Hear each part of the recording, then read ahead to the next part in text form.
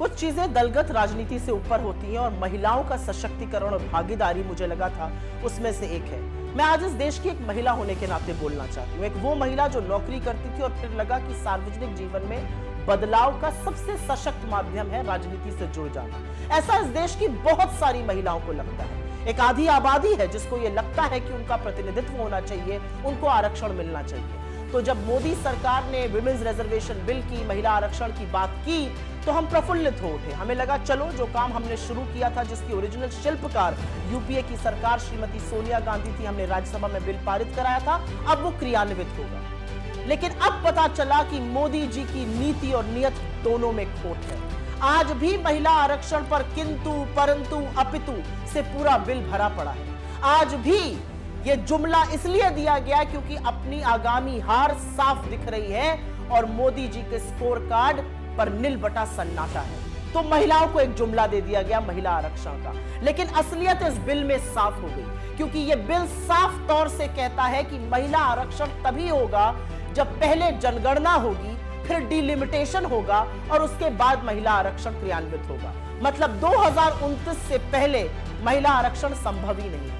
जिन लोगों को लग रहा था कि 2024 में 10 साल सत्ता चलाने के बाद मोदी जी एक काम तो अच्छा कर जाएंगे, उनको भी ठग लिया मोदी जी। आज इस देश की महिलाएं अपने आप को ठगा महसूस कर रही हैं, क्योंकि डिलिमिटेशन, जनगणना होते होते 2029 तक ही यह संभव हो पाएगा।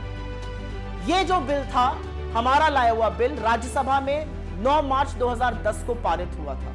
अगर आपकी नीति और नियत साफ होती तो आप उसी बिल को लोकसभा में लाते, बिना कंडीशन के उसको पास कराते और महिला आरक्षण एक रियलिटी बनता।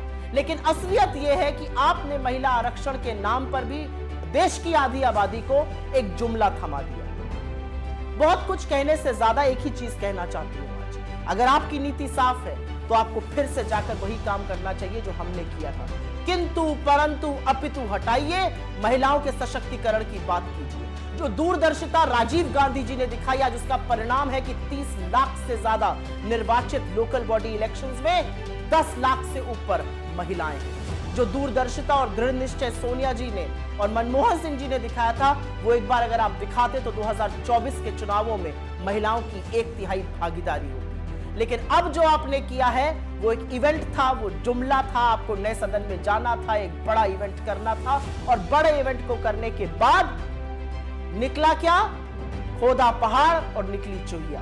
खोदा पहाड़ और पता चला 2024 में नहीं, ये तो 2029 में शायद संभव हो पाएगा। अगर आप चाहते तो आप जनगणना 2020 से 23 के बीच में करा सकते थे। सब कुछ हुआ लेकिन जनगणना नहीं हुई।